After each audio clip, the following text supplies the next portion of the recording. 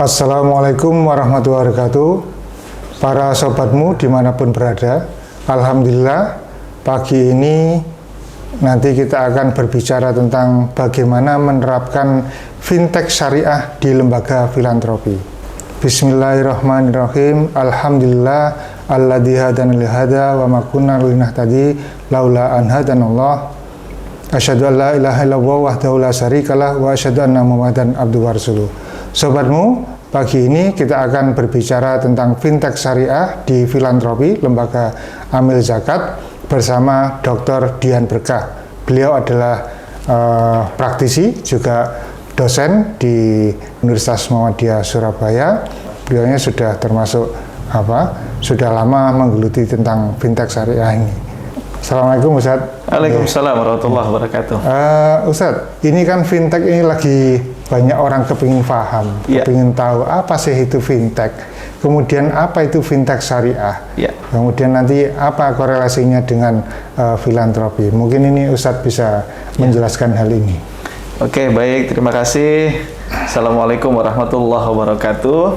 Sobatmu yang dimuliakan Allah Subhanahu wa Ta'ala, terkait fintech syariah, tentu kita ada prinsip, ada prinsip syariah. Dalam hal ini kita ada fatwa yang dikeluarkan oleh Dewan Syariah Nasional Majelis Ulama Indonesia. Nah, ini ada nomor 117, jadi ada pembiayaan berbasis teknologi sesuai dengan prinsip syariah. Nah, dari fatwa inilah nanti fintech syariah itu mereka harus betul-betul memegang teguh prinsip syariah. Nah, kalau kita lihat dari operasional, bagaimana fintech itu sebagai mediatori di tengah-tengah yang menghubungkan mereka yang memiliki dana, yang kita kenal dengan istilah adalah pemberi dana atau pembiayaan, yang kemudian menghubungkan kepada mereka calon penerima pembiayaan. Ya, kalau di konvensional istilah kita kenal yang pemberi adalah lender, kemudian yang penerima itu borrower. Tapi dalam syariah kita nggak bisa mengenal istilah itu. Makanya kita gunakan istilah namanya lendernya itu sebagai pemberi pembiayaan atau pemberi dana, kemudian borrower ini adalah penerima dana. Nah, kedua-duanya itu harus diikat dengan prinsip syariah. Makanya fintech ini sebagai wakil dari kedua belah pihak ini menggunakan satu akad yang kita kenal dan namanya wakalah bil ujroh. Posisi lastnya berarti di tengah ya? Iya, kalau nanti kita berbicara filantropi, maka filantropi sangat punya kesempatan besar menjadi pemberi pendanaan ini. Kenapa? Karena filantropi seperti Lajismu misalnya itu punya kepentingan besar ketika mau mendevelop satu penyelenggara sistem elektronik, kan begitu besar dananya. Nah, sehingga bisa manfaatkan fintech yang betul-betul punya legalitas operasional, kemudian nanti kita sebagai pemberi dananya, kemudian nanti muzaki kita termasuk mereka yang kita berikan pendanaan dalam bentuk pembiayaan bisnis, itu bisa kita melalui fintech itu. Apalagi kalau dananya itu betul-betul bersumber dari zakat, infak, sedekah, wakaf. Wah, ini menjadi satu formula penting. Bagaimana kalau kita di Indonesia kan berbicara terkait tentang bagaimana sih kita financial inclusion, memadukan antara komersial finance dengan social finance. Nah, kita mainlah munculkan dari Lajismu bahwa kita ini bisa memerankan nih kepentingan social finance tadi itu. Dan luar biasa. Bentuknya harus selalu digital, Ustaz, supaya dikatakan fintech tadi, financial teknologi, harus digital ya? Iya, tentu kalau kita berbicara fintech khususnya memang kalau kita menggunakan sistem elektronik, ya tentu kita menggunakan layanan sistem elektronik bisa melalui digital basisnya Android, bisa juga basisnya website. Itu bisa ya tentu karena sekarang eranya digital, kita bisa langsung bekerja sama dengan fintech yang sudah ada, menggunakan fintech itu untuk kita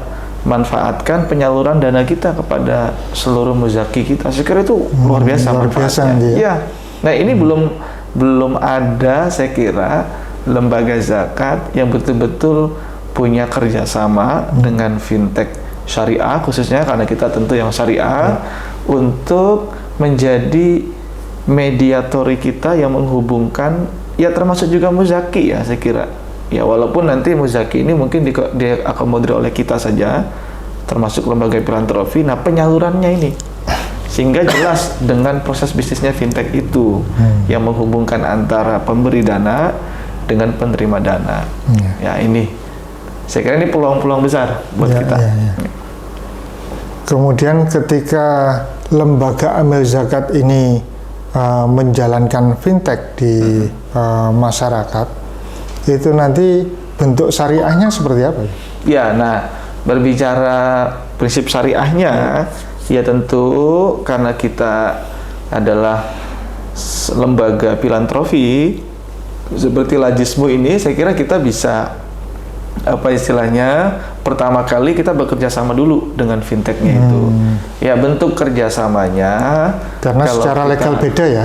Iya, beda. LAS sama fintech nanti harus bekerja sama. Iya, nah karena itulah nanti satu realisasi terkait dengan aktivitas yang financial inclusion itu perpaduan antara komersial finance dengan social finance kita bergabung. Nah, fintech ini posisinya adalah mediatori kita.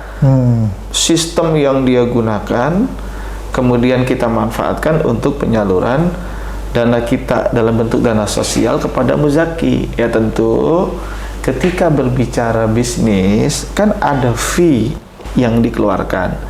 Nah, saya yakin fintech sebagai lembaga keuangan yang dia resmi dan apalagi dia sudah berizin di OJK, itu pun punya kepentingan sosial.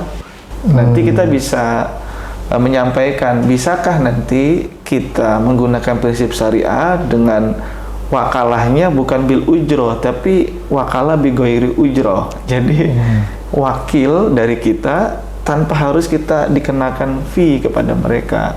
Tetapi kan manfaatnya buat fintech itu sendiri sangat apa ya, dia punya nilai lebih dong, bahwa dia punya nilai tambah. Di samping dia juga punya kewajiban literasi, juga bekerja sama untuk membantu masyarakat penyaluran dana zakat infak sodakonya kepada muzakinya. Syukur itu luar biasa. Dan ini nanti bisa kita hubungkan fintech-fintech syariah yang berizin untuk dimanfaatkan kita lembaga apa Lajismu.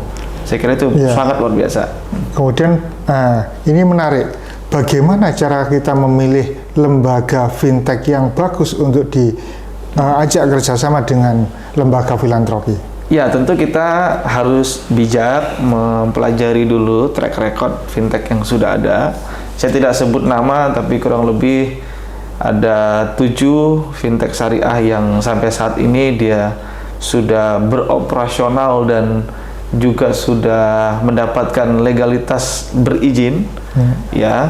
Ya nanti kita bisa jajaki, dan siapakah di antara mereka fintech syariah yang mau sesuai dengan kemampuan kita. Contoh tadi dengan kita gunakan prinsip wakalah bi ghairi ujroh. Mereka mungkin nggak dapat ujroh di dunia, tapi dia dapat ujroh akhirat, termasuk juga dapat nilai di mata otoritas bahwa fintech ini nggak pure hanya komersial untuk menangkap benefit dari masyarakat, tapi juga dia sebagai sarana dakwah untuk ke masyarakat. Kan syariah kan sebenarnya kita bicara ibadah, bicara dakwah. Nah, ini nanti kita bisa cari yang betul-betul mereka menerima prinsip-prinsip yang kita sampaikan. Tapi peluang-peluang itu besar banget. Ya, saya terus terang aja besar banget. Kenapa? Karena fintech syariah termasuk lembaga keuangan syariah yang lain, dia juga punya misi bagaimana dakwah, kemudian bekerja sama dengan lembaga zakat untuk penyaluran. Nah, itu. Ya, sobatmu, ini ada hal yang semakin menarik ya. Jadi lembaga fintech yang nanti bisa bekerja sama dengan lembaga-lembaga filantropi. Nah, sekarang pertanyaannya adalah bagaimana metode fintech yang akan dijalankan di lembaga filantropi itu, karena pastinya nanti banyak metode-metode ya. Cuma bagaimana cara menjalankan metode itu dan memilih metode yang tepat untuk filantropi. Iya, jadi kalau kita berbicara mungkin model aktivitasnya ya, kita bisa lihat financial teknologi sebenarnya kan banyak macam. Bisa juga misalnya dalam bentuk peer-to-peer lending, jadi menghubungkan satu person atau lembaga, kemudian dihubungkan kepada person atau lembaga lain yang membutuhkan dana itu yang pertama. Bisa juga kita equity crowdfunding misalnya. Kita kalau equity crowdfunding itu urun sama-sama untuk membantu satu kegiatan masyarakat. Contoh misalnya, kalau memang kita mau membuka kepada para mustahik kita, ya, kemudian kepada muzaki kita, mereka yang betul-betul memang punya kemampuan zakat kepada kita, bisa kita buka melalui fintech yang modelnya adalah urun dana atau namanya dia equity crowdfunding namanya itu. Jadi kita ikutkan semua melalui fintech itu, yang programnya adalah mendanai satu proyek sosial. Itu bisa banget itu. Ya, cuma nanti kita berbicaranya adalah bagaimana fintech selaku penyelenggara sistem elektronik ini itu betul-betul punya misi dakwah, sehingga tidak kena beban kita untuk dana fee untuk biaya operasionalnya mereka, begitu. Makanya kita harus betul-betul punya bargaining position. Kita nggak kasih ujroh atau fee, tapi kita punya nilai jual begini-gini untuk perkembangan fintech itu sendiri. Jadi ada dua model, silakan. Jadi boleh peer-to-peer lending langsung, memang kita sebagai lembaga zakat membantu person to person. Jadi mustahik kita langsung menerima. Bisa juga basisnya project, misalnya kita Lajismu diminta untuk mendanai satu project yang nilainya 100 juta misalnya. Kita bisa undang para muzaki kita untuk bergabung dalam fintech A misalnya, yang dia punya model bisnisnya adalah equity crowdfunding. Nah, mereka disuruh masuk semua dananya yang nanti khusus disalurkan kepada mustahik kita dalam usaha tadi itu. Nah, apa manfaatnya? Manfaatnya bagus. Satu ya, siapapun yang mendapat dana dari kita dalam bentuk sosial, itu kan cenderung kadang dana sosial nggak untung pun nggak apa-apa, nggak boleh begitu. Kita bangun tanggung jawab kepada mereka dengan adanya fintech ini, biar mereka punya rasa tanggung jawab. Bagaimana bisnis yang jalan itu betul-betul untung dengan di-record dari fintech tadi itu. Nah, ini kan meningkatkan dari mereka yang nanti mustahik, karena dia punya kebutuhan modal tadi itu kan masih mustahik. Nah, kemudian bagaimana berikutnya dia jadi muzaki dengan kita support tadi itu. Mungkin kalau nilainya besar. Kalau nilainya kecil, ya tentu manfaatnya dengan fintech ini, ya kita punya base data aja secara digital. Kan kita bisa berapa sih data mustahik kita yang itu secara digital, kan kita selama ini berat itu. Malah cenderung kita nggak punya. Kenapa? Masih konvensional. Nah, ketika dia di fintech, kan dia bisa mengisi data langsung by name, address, alamat, nomor telepon juga. Telepon, dan itu menjadi data penting, big data yang dimiliki Lajismu. Ini luar biasa, makanya peluangnya cukup besar. Nah, mudah-mudahan ini buat sobatmu semua ya, tentu kita saling support ya, baik muzaki maupun mustahik, termasuk juga lembaga filantropi ya, salah satunya Lajismu.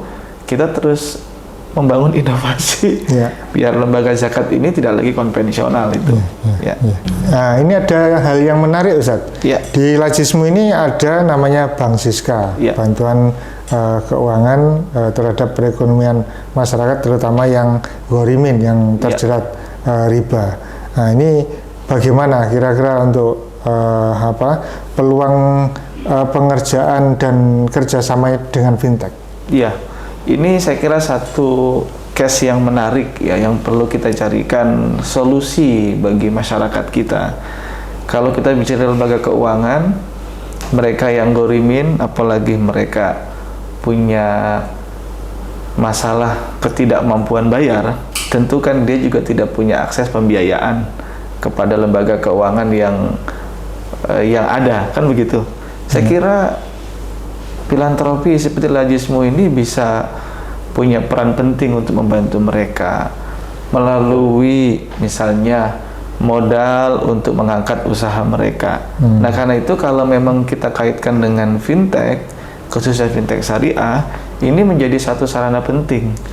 Kenapa? Karena nanti Lajismu sebagai filantropi itu bisa berlaku sebagai pemberi dana yang kemudian nanti mustahik yang gorimin tadi itu yang memang betul-betul membutuhkan dana untuk permodalan mengangkat mereka, itu juga memanfaatkan sarana fintech ini.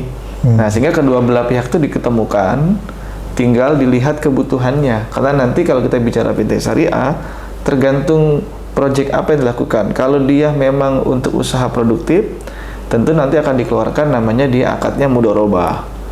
Bagaimana nanti mustahik yang kita bantu itu mereka sebagai mudharib. Nah, apa pentingnya? Kalau pada umumnya kita gunakan akad mudharabah, kan ada share nisbah bagi hasil. Sekarang kita tidak perlu nisbah itu dibagi kepada kita lembaga zakat. Sudahlah, itu betul-betul pure keuntungan yang didapat dari usaha itu menjadi milik mustahik kita. Kan untungnya luar biasa. Tentu beda kalau dia lembaga keuangan murni yang betul-betul bisnis, pasti dia minta bagi hasil kita berapa. Nah ini satu contoh yang menurut saya bisa menjadi solusi yang bisa diperankan oleh Lajismu ini untuk masyarakat. Ya, saya kira banyak contoh-contoh yang lain. Jadi sobatmu bisa juga terus mengupdate, termasuk juga berkonsultasi kira-kira model-model mana lagi yang bisa dikembangkan oleh kita gitu. Ya, terima kasih Dr. Dian Berkah. Sobatmu, itu perbincangan yang menarik tentang fintech siang ini. Nantikan tentang tema-tema yang lain yang lebih menarik yang juga berkaitan dengan fintech atau dengan keahlian-keahlian yang lain yang berkaitan sama filantropi. Terima kasih. Kita tutup dengan kafaratul majelis. Subhanakallahumma wa bihamdika asyhadu an la ilaha illa anta astaghfiruka wa atubu ilaik. Terima kasih. Assalamualaikum warahmatullahi wabarakatuh. Waalaikumsalam warahmatullahi wabarakatuh.